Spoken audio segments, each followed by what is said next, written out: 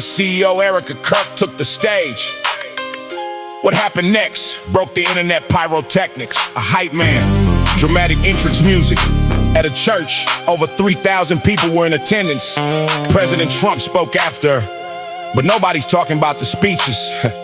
They're talking about the entrance. Here's what happened. Pyrotechnics at a church in Phoenix, Arizona.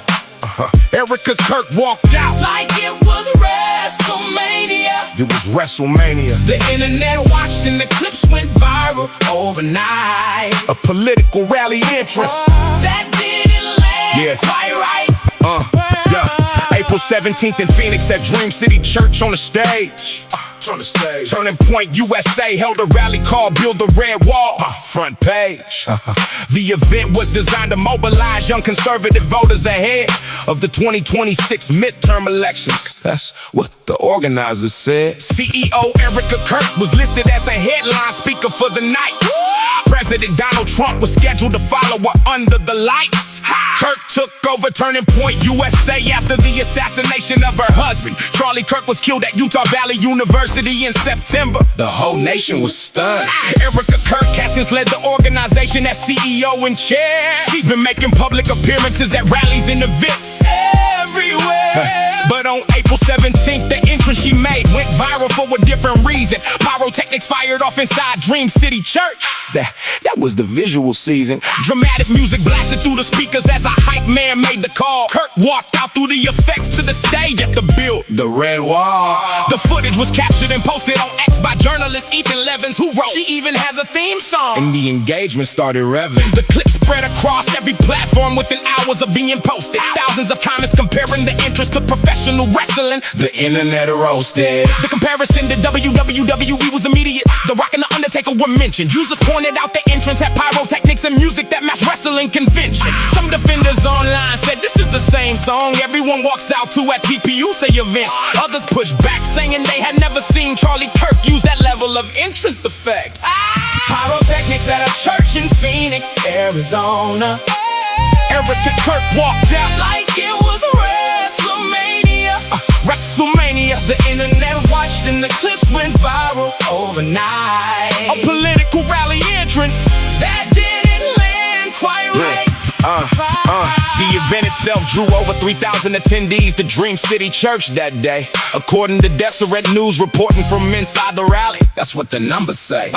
President Trump took the stage after Kirk and addressed the war in Iran. He announced the Strait of Hormuz was open and discussed the negotiation plan. Arizona Congressman Andy Biggs, Eli Crane, Abe Hamaday, and Juan Cisco Maney all spoke. The rally was part of a broader push to collect voter data. That was the scope. Attendees had to check their voter registration status before being allowed inside. The organization is focused on Arizona, Nevada, and New Mexico, building the coalition wide. But online, the conversation wasn't about the policy or the midterm strategy ahead. It was about the entrance, the pyrotechnics, the hype man. That's what spread. Comedian Drusky had previously made content mocking over the top personality-driven events, and users immediately drew the comparison, saying Kirk's interest matched that comedic content. This came days after Kirk canceled her appearance at a TPUSA event in Georgia. She was scheduled to appear alongside Vice President J.D. Vance at the University of Georgia. TPUSA executive Andrew Kovac said Kirk received very serious threats in her direction. Vance defended Kirk publicly and said he supported her decision for her own protection. The Secret Service later told CBS News there were no credible threats to the Georgia event, but Vance said he talked to the Secret Service and respected what Erica's decision meant. A Pinnacle High School in Phoenix also relocated a Kirk event off campus that same week.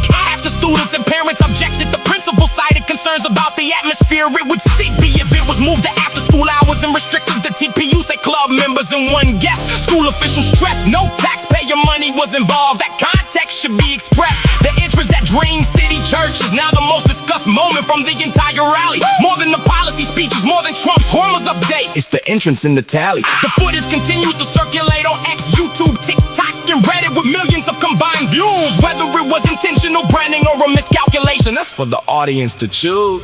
Pyrotechnics at a church in Phoenix, Arizona. Erica Kirk walked out like it was WrestleMania. The internet watched and the clips went viral overnight. 9 sources went on record. This is not a hit mob.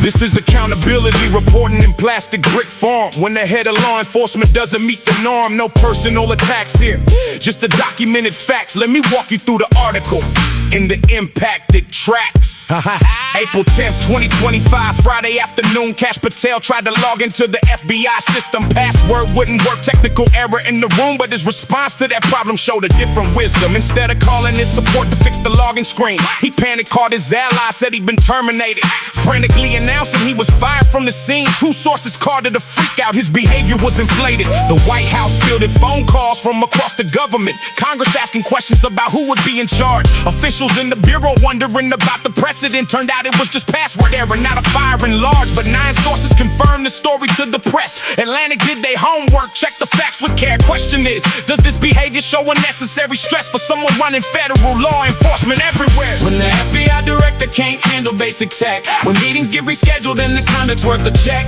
when sources raise concerns about behavior on the job, it's time for oversight. Accountability's not a mob. This is not a witch hunt, this is documented press. Non-officials speaking up about professional distress. That's the system working, holding power to account. Now let's examine all the details. Every single amount. Multiple officials told the Atlantic what they've seen: excessive alcohol consumption at a private DC club, Ned's in Washington, and Vegas at the Poodle Room scene, frequently spending weekends there, that's the travel hub. 6 current and former officials said meetings were delayed, rescheduled for later hours due to alcohol-fueled nights, early morning briefings that were postponed and replayed. These are serious allegations about professional rights. The head of the FBI's not a regular job. National security demands availability around the clock. Terrorists don't schedule, they don't check with the mob. Response time matters greatly, can't be sleeping off the shock.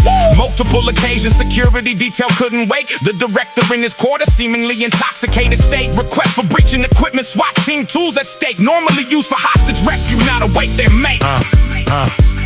Current and former officials expressed that deep concern. What happens if there's a terror attack while he's unavailable? With military operations against Iran, the stakes now burn. Quote, that's what keeps me up at night.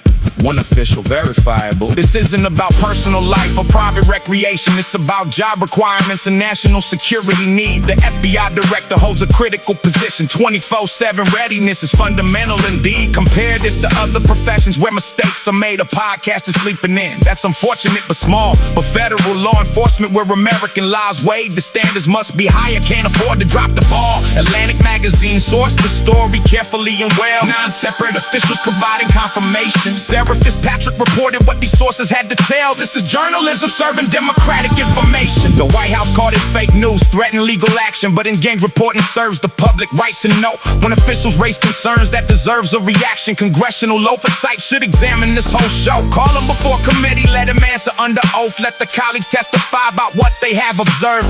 This is how democracy protects against the growth of conduct that could compromise the mission to be served. Not about political parties, left and right division. This is about competence and conduct in the role. FBI director requires focus and precision. Protecting Americans, that's the ultimate goal. If these allegations prove accurate and true, accountability demands appropriate response. This isn't partisan revenge, it's what the systems do. Professional standards matter, can't just let it advance.